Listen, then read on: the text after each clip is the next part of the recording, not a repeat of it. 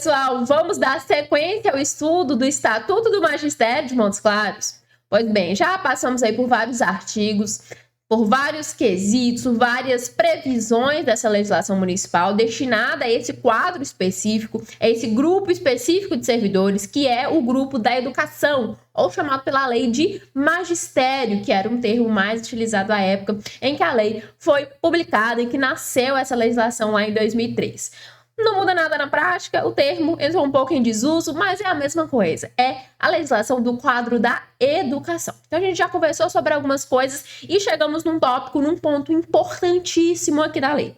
Uma previsão importantíssima, que é para falar da progressão e da promoção.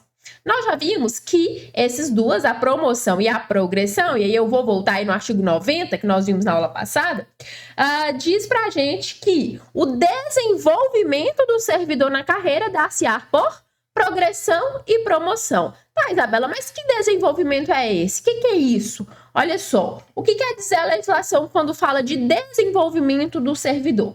Ela quer nos dizer que o crescimento na carreira, lembra lá da classe, carreira, quadro? Pois bem, chega um momento que isso aí, que essas definições que antes só nos parecia ser teóricas, elas ganham um viés prático. Então, através da promoção e da progressão, é que o servidor vai caminhar dentro do seu quadro, dentro lá da sua carreira. É através da promoção e da progressão que esse servidor ele vai ganhando ali níveis dentro desse quadro. E que diferença isso faz na prática? Para que isso serve na prática? Para isso aqui, ó, aumento salarial. Então, através da promoção, através da progressão, o servidor ele vai ganhando direito a aumentos no salário. E é sobre isso que a gente passa a falar aí no artigo 91.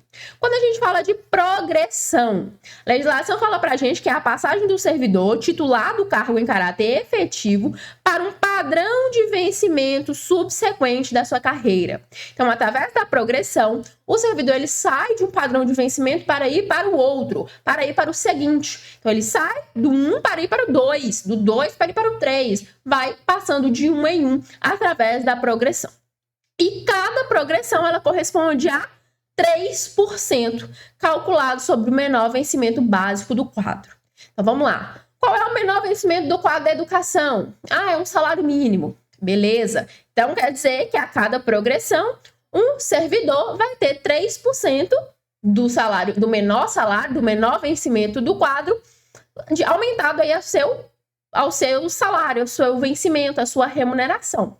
Então, perceba. Colocando aqui prático. Imagine só, você trabalha e ganha R$2.000. Vamos colocar só valores inteiros para ficar fácil para a gente enxergar. Então, você trabalha lá todo mês, a sua remuneração é de R$2.000. Aí você trabalhou, adquiriu o direito à progressão, que nós vamos ver agora qual é os requisitos aí no artigo 92. Chegou, ganhou o direito à progressão. Quando você progride para o padrão seguinte, você tem um aumento de 3%. Só que esses 3% não é sobre o seu salário. Esses 3% ele é calculado sobre o menor vencimento básico do quadro. Então, vai pegar lá no quadro da educação. Qual é o menor salário aqui no quadro da educação? Vamos supor que é um salário mínimo, né? 1.412. Salário mínimo atual? Acho que é isso. Então, pega lá, o menor salário, 1.412. Quanto é 3% disso aqui? Vai dar mais ou menos uns R$14, 1%, vezes 3, vai dar ali uns 40 e poucos reais. Então, é esse o aumento que você tem. Então, o seu salário aqui não importa. O que importa vai ser o menor vencimento do quadro. Quem é que ganha menos na educação? É um salário mínimo. O menor salário da educação é um salário mínimo. Pronto. É 3% sobre esse salário aí. O menor vencimento da educação. O menor vencimento do quadro do magistério, do quadro da educação, calcula, então, esses 3% aí para ser o aumento através da progressão. Combinado? Então, lembre disso. Progressão passa-se para o padrão de vencimento seguinte e o aumento aí, na prática, de 3%. 3% sobre o salário que eu ganho, calculado sobre o meu salário? Não. 3% calculado sobre o menor vencimento do quadro. Então, olha lá no quadro da educação. Quem é que ganha menos? O menor salário é um salário mínimo. Então, pega os 3% e calcula sobre o salário mínimo. Combinado? E aí, como eu faço para adquirir o direito à progressão? Como é que funciona isso aí? Olha só, o artigo 92 fala pra gente que o servidor terá direito à progressão em um padrão a cada período de 730 dias. 730 dias, gente, é a mesma coisa que 2 anos, né? 365 com 365. Então, a cada 2 anos, via de regra, o servidor ele ganha uma progressão, ele passa por uma progressão. Mas não é só o tempo que é observado, outros fatores também são necessários. Olha lá.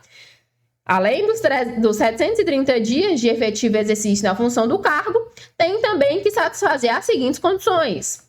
Olha lá, obtido no mínimo 75% dos pontos distribuídos na avaliação de desempenho. Então, sabe aquelas avaliações que tem lá anualmente? Pelo menos 75% de aproveitamento. Vale 100? Pelo menos 75 pontos. Você tem que ter ganhado para você ter esse requisito aí cumprido. Segundo, não tenha sofrido punição disciplinar durante o período. Então, durante esses 730 dias, esses 2 anos, você não pode ter sofrido punição disciplinar, respondido PAD, ter tido penalidade, não pode.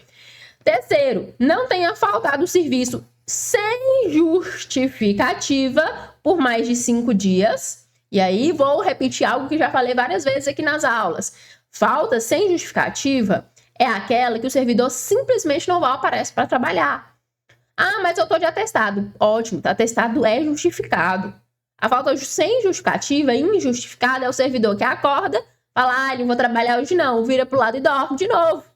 Essa aí é a falta sem justificativa, simplesmente não aparece. Aí a lei diz que se, nesse período aí de 2 anos, 5 faltas injustificadas, mais de 5 faltas injustificadas, né? Então, de 6 para cima, também já vai perder aí o direito à progressão. Tem mais, se eu sair aqui para vocês enxergarem. Não tenha faltado serviço mais de 30 dias por licença de tratamento de saúde ou motivo de doença em pessoa da família. Aí aqui sim é atestado. Aqui sim nós estamos falando de atestado, né? A licença para tratamento da saúde própria do servidor ou por conta de pessoa da família. E aí, mais de 30 dias de atestado, segundo aqui o artigo, também vai perder esse direito à progressão. E aí eu quero chamar a atenção dos senhores e das senhoras. A legislação, ela já teve uma complementação nesse sentido, onde esse prazo aí, ele é dilatado em situações específicas. Então, por exemplo, atestado psicológico, atestado de questão de Covid, tem uma aumentada aí. Então, existe legislação complementar vigente no município que dá uma alterada nesse inciso 4º aí do artigo 92. Todavia, não está escrito lá, quando a gente pega a legislação no portal da prefeitura, não vem indicando aí pra gente. Então, só a título de conhecimento, caso caia esse tipo de cobrança na prova, a gente vai seguir o que está escrito na lei. Mas aí fica passível de revisão, fica passível de recurso por conta dessas legislações complementares. Beleza? Mas para fins de prova, Isabela, quais são os requisitos para progredir? Primeiro tempo, 730 dias de efetivo exercício. Segundo, avaliação de desempenho satisfatória, pelo menos 75% dos pontos. Terceiro, não ter sofrido punição disciplinar. Quarto, não ter faltado injustificadamente mais de 5 dias. E quinto, não ter mais de 30 dias de atestado, licença para tratamento de saúde própria ou de alguém da família. Basicamente, 5 requisitos, ok? E a legislação ainda tem um parágrafo único que diz pra gente que o acréscimo do vencimento em decorrência da progressão será concedido a partir da data que o servidor tiver cumprido o período aquisitivo. Qual é o período aquisitivo? 730 dias. Atendidas as condições previstas. Quais são as condições? Essas 4 que estão aqui. Avaliação de desempenho, não ter sofrido punição, não ter faltado injustificadamente mais de 5 dias e não ter tirado atestado por mais de 30 dias. Ok? Essa é a progressão. Vamos para a promoção? Olha só, na prática, a promoção, ela dá o mesmo direito ao servidor. O servidor, ele vai caminhar lá dentro do quadro da sua carreira, no seu quadro, na sua carreira, também da mesma maneira. Então, na prática, é esse mesmo caminho, essa mesma subida de nível aí que nós temos da progressão e da promoção. Todavia, na progressão, como nós vimos, lá no artigo 91, muda-se de padrão de vencimento. Quando a gente fala em promoção, a mudança é de nível. Então, a passagem do servidor de caráter efetivo, né, obviamente, ao nível subsequente da carreira. Perceba que a legislação ela sempre deixa claro que é o servidor efetivo. Servidor contratado tem promoção, tem progressão? Não, Nanina, não. Trabalha a vida inteira, 50 anos lá trabalhando, e não tem uma promoçãozinha, não tem uma progressãozinha. Contratado não tem, tá? Esse direito aqui é para o servidor efetivo. Então, progressão já vimos a cada 730 dias, 2 anos. E a promoção, a gente vai ver os prazos. E aqui tem a passagem de nível. Então, fazendo um desenho bem simplificado aqui num cantinho para vocês. Olha, imagine só, nós temos aqui o quadro da educação. O quadro do magistério. Esse quadro, ele vai ser dividido em padrões. E ele vai ser dividido em níveis. Imagine que os padrões são aqui as colunas. Vamos colocar o nome delas de A, B, C, D e E.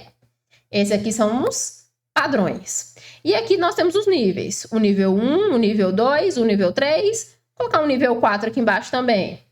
Então, a gente tem as colunas, que representam os padrões. Nós temos aqui em horizontal, que representa os níveis. Quando a gente pula de um padrão para o outro, do A para o B, do B para o C, do C para o D, do D para o E, nós fazemos isso através de quem? Da progressão. Olha lá, passa de um padrão para o outro, através da progressão.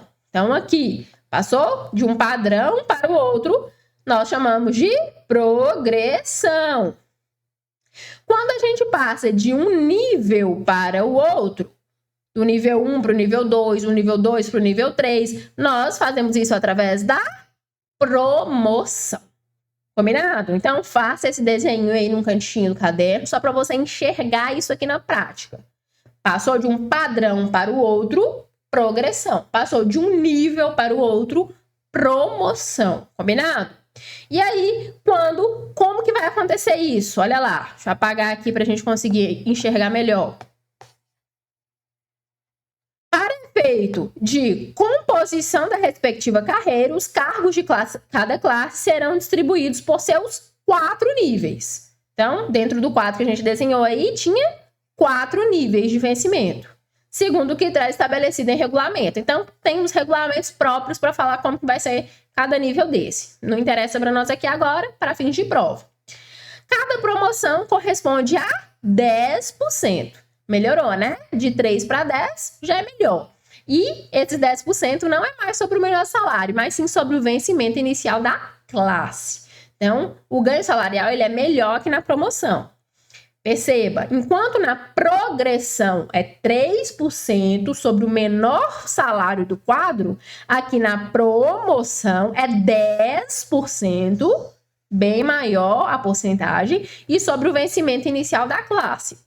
Então, esse salário que está escrito aí, esse vencimento que está escrito aí no edital, escrito assim, ó, professor PEB 1, vencimento X, esse aí é o vencimento inicial da classe. É sobre esse vencimento aí que vai aplicar os 10%, tá? É o vencimento que quando você entra no serviço, você começa ganhando ele, quando não tem promoção nenhuma, progressão nenhuma.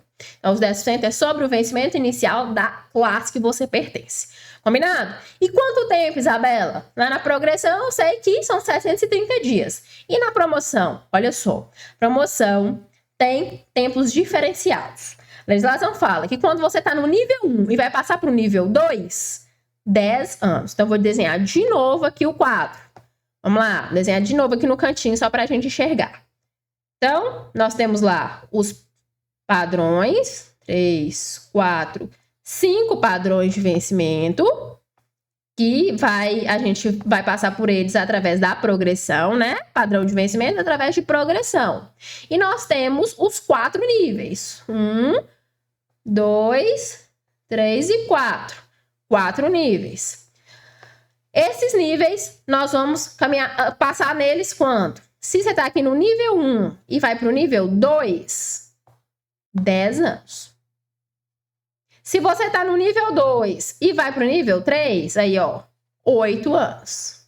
Do nível 3 para o nível 4, 6 anos. Então, o tempo é diferenciado, tá? Do nível 1 para o nível 2, 10 anos. Daqui para cá, 10 anos. Do 2 para o 3, são 8 anos. E do 3 para o 4, são 6 anos. Todo esse tempo de efetivo exercício. Combinado? Então, tem essa diferenciação. Observe que aqui, de 2 em 2 anos, você passa de padrão através da progressão. Então, as progressões continuam normalmente de 2 em 2 anos. A promoção é que tem essa diferenciação. No início da carreira demora mais, no final da carreira já é mais diminuído. Então, de 2 em 2 anos aqui, você vai passando pelas progressões. Passou por 5 progressões, vai chegar na primeira promoção. Porque 5 vezes 2, né? 2 anos, 4 anos, 6 anos, 8 anos, 10 anos. Chega na primeira promoção, com 10 anos. E aí vai seguindo. Passa por 4 progressões, chega na segunda promoção. Mais 3 progressões, chega na terceira promoção, com 6 anos. E aí você chega lá no nível 4, já final de carreira. Perceba que se a gente somar 10 mais 8 mais 6, vai dar 24. Então, é justamente os 24 anos, já chega ali no 24 anos, já é o final da carreira, né? Fica no nível 4 até a aposentadoria. Compreendido? Então, desenhe esse quadrozinho aí no cantinho do seu caderno. Lembra que nós temos os 4 níveis de vencimento. Então, vão ter 4 colunas assim na horizontal, que vão passando do nível 1 para o nível 2, 10 anos. Do nível 2 para o nível 3, 8 anos. E do nível 3 para o nível 4, 6 anos. Chegou no nível 4, é só esperar a aposentadoria. Já nos padrões, que vão ser as colunas na vertical, de 2 em 2 anos, a vida inteira. De 2 em 2 anos, vai passando pelas progressões, independente se está no início da carreira ou no final, de 2 em 2 anos tem progressão. Combinado? Parece ou tá ligado àquilo que a gente chamava de biênio e quinquênio, né? Biênio de 2 em 2 anos, quinquênio de 5 em 5. Então, é algo nesse sentido, tá? Não é que os biênios e os quinquênios terminaram, é que eles modificaram as regras. É diferente, mas continua tendo as progressões de 2 em 2 anos, as promoções aqui de 10 em 10, ou de 8 em 8, de 6 em 6. Combinado? Quando chega no nível 4, tem também... No nível 4 não, perdão. Quando vai passar de nível pela promoção, além do tempo, também tem os requisitos que são observados. Então, não é só tempo, tem os requisitos também, assim como é lá na progressão.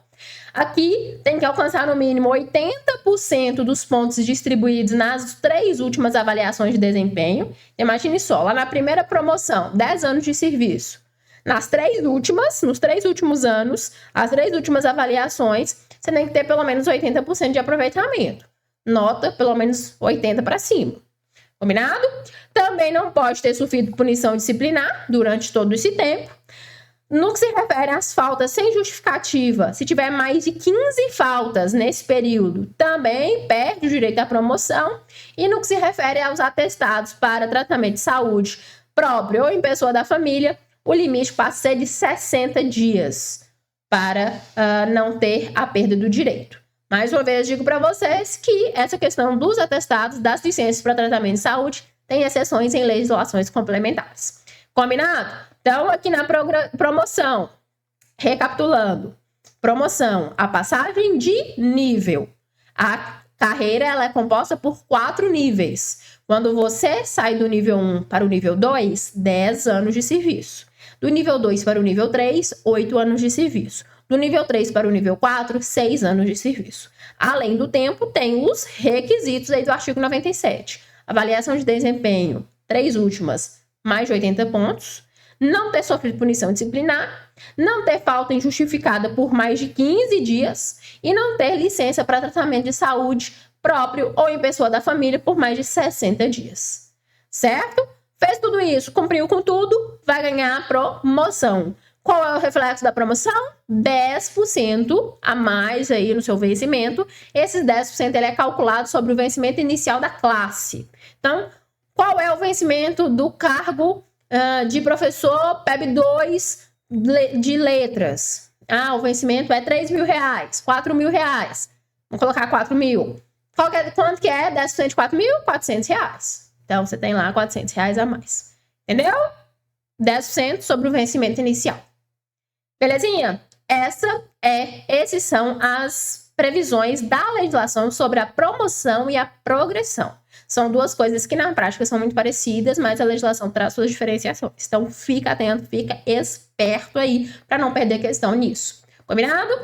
Vamos seguindo? A legislação, pelo seu artigo 103, traz as atribuições chamadas de atribuições genéricas do profissional do magistério. O que quer dizer isso, professor? O que é isso, genérica? Quer dizer que todas essas atribuições que vão estar aqui no artigo 103, elas são gerais. É geral para todo mundo que é considerado profissional do magistério. Então, segundo a legislação, o magistério ele se compõe pelos professores, especialistas em educação, coordenador, vice-diretor e diretor. Nós já vimos isso. A lei estabelece que esse pessoal aí é quem compõe o magistério municipal. Então, todos estes têm as mesmas atribuições aqui, consideradas atribuições gerais ou genéricas. Cada um tem sua atribuição específica, mas também tem as atribuições genéricas. Quais são elas? Primeiro, participar na elaboração da proposta pedagógica do estabelecimento de ensino. Então, lá no início do ano, junta todo mundo, faz a proposta pedagógica da escola, e aí todo mundo tem que participar, é a atribuição de todo mundo. Segundo, elaborar e cumprir o plano de trabalho segundo essa proposta pedagógica que é estabelecida. Não precisa ficar só no papel, né? Faz a proposta, elabora a proposta, precisa cumprir, precisa executar. E é a atribuição geral aí para todo mundo fazer com que se cumpra esse plano, essa proposta pedagógica. Terceiro, zelar pela aprendizagem dos alunos. A finalidade do estabelecimento de ensino é aprendizagem, é ensino e aprendizagem. Alguém para ensinar, o magistério ensina, o corpo docente ensina, os discentes, os alunos aprendem. Então tem que zelar pela aprendizagem, que é a finalidade principal da educação da escola. Estabelecer estratégias de recuperação para os alunos de menor rendimento. Então, sempre tem, aqueles ali que têm um rendimento mais diminuído, mais complicado, e é a atribuição de todos do magistério, do professor, mas também do especialista, também do diretor, trabalhar estratégias para que haja recuperação desses alunos, para que eles consigam recuperar e avançar de séries. Também temos a atribuição de ministrar dias letivos e hora-aulas estabelecidos, além de participar integralmente dos períodos dedicados ao planejamento e à avaliação e ao desenvolvimento profissional. Então, sempre quando a gente vê as atribuições específicas, nós vimos as horas dedicadas à sala de aula, que são as chamadas de regência, né? E também vemos as horas dedicadas ao planejamento, que é o chamado módulo 2, que está vinculado justamente a esse planejamento, esse desenvolvimento profissional. Então, já fica certo aí que tem essa divisão de regência e sala de aula, mas também tem o extra classe, o fora da classe, o módulo 2, que está vinculado a planejamento, avaliação, desenvolvimento desses profissionais. Também a atribuição colaborar com as atividades de articulação da escola com as famílias em comunidade. Então, todo mundo ali junto, família, comunidade e escola, trabalhando para a melhor prestação de serviço. E aí, quando a gente sai das atribuições gerais e atribuições genéricas, a legislação já traz as atribuições específicas de cada classe. Então, quando a gente fala de professor de educação infantil, a legislação determina que as atribuições específicas desse professor de educação infantil está vinculada à socialização. Então, o exercício das atividades educacional lá da creche e da pré-escola, que é a educação infantil, está vinculado ao objetivo de zelar pela socialização e aprendizagem da criança, mediante acompanhamento, avaliação, registro do seu desenvolvimento, sem a finalidade de promoção, manter a articulação com a família, a comunidade, visando a criação de processos de integração na sociedade e escola. Então, o ensino pré-escola, né, o ensino infantil, ele não visa tanto a alfabetização, ensinar português, matemática, não. Ali o foco é realmente a socialização, o desenvolvimento daquelas crianças que estão ali em fase inicial ainda de estudo. É um público muito novo, né? Então, o foco não é nem tanto a aprendizagem de número, de letra, de coisa mais formal, mas sim trabalhar a socialização daquela criança, conviver com pessoas, entender as regras da comunidade, as regras da sociedade, saber dividir, saber compartilhar, saber comunicar-se. É nesse sentido o trabalho do professor da educação infantil. Está muito mais vinculado à socialização e desenvolvimento da criança do que o ensino mais burocrático propriamente dito. Diferente quando a gente passa a tratar do professor de ensino fundamental. Aí aqui a regra fica mais rígida, digamos assim, para os alunos, né?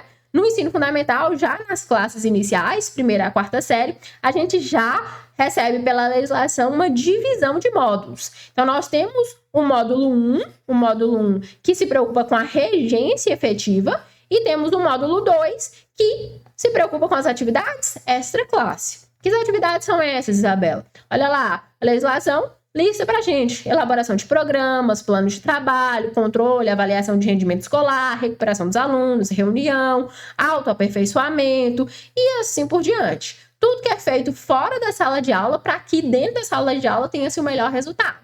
Então, já há essa divisão de módulos. O módulo 1, sala de aula, regência, e o módulo 2, que é o extra-classe, que é o planejamento, que é a gestão, que é o controle, que é a recuperação, que são as reuniões, tudo isso que o professor faz fora da sala de aula, que precisa ser feito para que haja o melhor rendimento possível durante as aulas propriamente ditas. E aí, seguindo para o professor de ensino fundamental 2, que é a legislação fala como 5ª a 8ª série, que hoje a gente já chama de 6º ano, a 9º ano, né?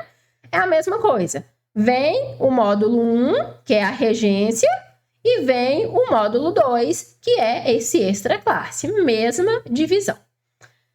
Quando a gente passa para o especialista em educação, que é o supervisor de ensino, as atribuições se alongam muito mais. As atribuições do especialista, ela é muito maior, muito mais atribuições aparecem. E elas vão ser divididas basicamente em 3 vieses. O primeiro está vinculado à coordenação, planejamento e implementação do projeto pedagógico, tendo em vista as diretrizes que foram definidas pela escola. Lá no início do ano tem um projeto que nós vimos lá que todo mundo tem que participar. Pois é, o supervisor é quem coordena esse planejamento e a implementação. Tanto colocar no papel quanto executar, implementar, colocar em prática é a atribuição de coordenação do supervisor. O supervisor é que tem que estar ali à frente do planejamento e da implementação desse projeto político-pedagógico. Como que ele vai fazer isso? Através de um plano de desenvolvimento, delineando com os professores esse projeto, verificando quais são os componentes necessários na realidade da escola, coordenando e elaborando o currículo pleno da escola, envolvendo a comunidade escolar, assessorando os professores na utilização dos procedimentos, dos recursos mais didáticos possíveis para atingir os objetivos esperados. Também promovendo e desenvolvendo o currículo desses professores vinculado às necessidades, também os métodos, os materiais necessários para que alcance seus objetivos, participando da elaboração do calendário escolar, que dia vai ter aula, quantos dias nesse ano letivo, articulando com os docentes, com os professores de cada área para o desenvolvimento do trabalho técnico-pedagógico da escola, definindo as atribuições específicas desses professores de acordo com as áreas que eles trabalham, identificando as manifestações culturais, as características da região, incluindo no desenvolvimento da escola. Então, perceba que para coordenar e implementar esse projeto pedagógico, o supervisor ele vai estar ali no meio de campo, vai ali verificar as necessidades, as possibilidades para fazer com que o negócio encaixe e seja executado da melhor forma. Também vai ser a atribuição do supervisor coordenar o programa de capacitação pessoal da escola. Lembra lá no início da legislação que bateu-se tanto na tecla de profissionalização, aperfeiçoamento, falando, olha, tem que aperfeiçoar, tem que profissionalizar, se for preciso pode fazer curso, pode tirar licença para fazer curso. Lembra que falou lá no início da legislação? Pois bem, o supervisor também tem essa missão aqui, também tem essa atribuição específica de coordenar essa capacitação, essa profissionalização do corpo docente, dos docentes, dos professores. Como que vai fazer isso? Através de avaliação de desempenho dos professores, identificando as necessidades individuais. Então, vai avaliar um por um, vai ver o que cada um está precisando e promover os treinamentos, os aperfeiçoamentos dentro da necessidade pessoal de cada indivíduo, de cada servidor. Também, efetuando o levantamento de necessidade de treinamento e capacitação dos docentes da escola, no geral. Então, verifica, precisamos fazer um treinamento com todos os professores. Aqui é individual, aqui é no geralzão. Terceiro, manter intercâmbio com instituições educacionais, pessoas visando atividades. Então, a gente precisa direcionar esses professores para fazer uma capacitação. A gente precisa trazer alguém aqui para capacitar os professores. É o supervisor que vai ter que fazer essa conversação aí, esse intercâmbio. Tem aqui uma universidade que pode mandar alguém aqui. Tem aqui uma instituição filantrópica que faz treinamento. Então, tem que achar aí esse pessoal que dá as capacitações, que oferece as capacitações para trazer para os professores e analisar os resultados. Então, trabalha tudo isso na profissionalização, na capacitação e depois observa se está dando resultado, analisa esses resultados e verifica o que é que precisa melhorar ainda para os anos seguintes. Ainda tem mais uma atribuição para o supervisor, que está vinculado às atividades de orientação dos alunos, articulando o desenvolvimento com a família no processo educativo. Então, perceba que na primeira atribuição está vinculada ao projeto da escola, aos objetivos lá da escola, de alcançar, que é fixado lá no início do ano e que durante todo o ano tem que alcançar. O segundo objetivo está vinculado à profissionalização, ao aperfeiçoamento do corpo docente. E o terceiro objetivo do supervisor está vinculado aos alunos, à orientação dos alunos, esse acesso, esse contato com os discentes, com os alunos do instituto, do estabelecimento de ensino. Olha só, como que vai fazer isso? Identificando junto com os professores as dificuldades de aprendizagem desses alunos, orientando os professores a escolher as melhores estratégias para vencer essas dificuldades, para poder passar por cima dessas dificuldades de aprendizagem, encaminhando a instituições especializadas os alunos que tenham dificuldades e requeram esse atendimento terapêutico. Hoje, dentro das escolas, nós já temos esses profissionais, né? Pedagogos, psicopedagogos, pedagogos com especialização, né? E também profissionais da psicologia. Então, há esse encaminhamento dentro da própria escola hoje em dia. A promoção da integração do aluno no mundo do trabalho, então essa educação profissionalizante. O envolvimento da família no planejamento do desenvolvimento das ações da escola. Então, chamar a família para mais próximo, ter a família como uma ajudadora nesse processo de aprendizagem dos alunos. Proceder com o auxílio dos professores no levantamento das características socioeconômicas e linguísticas do aluno. Então, entender ali o aluno fora da escola também, suas necessidades fora da escola, sociais e econômicas. Utilizar os resultados de levantamento como diretrizes para as atividades de planejamento do trabalho escolar. Então, tudo que se coleta vira dado, todas essas identificações, todas essas observações aí vão virar dados que vão ser utilizados como diretrizes para os anos seguintes.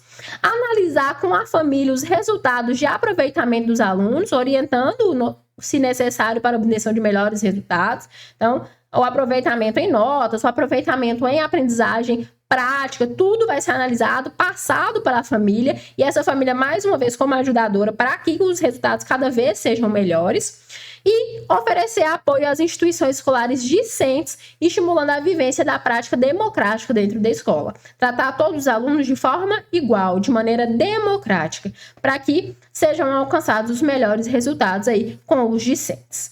Tudo isso, a atribuição dos supervisores. Os supervisores, a legislação fala que eles têm um processo de tríplice aspecto. Então, 3, né? Tríplice. Planejamento, controle e avaliação.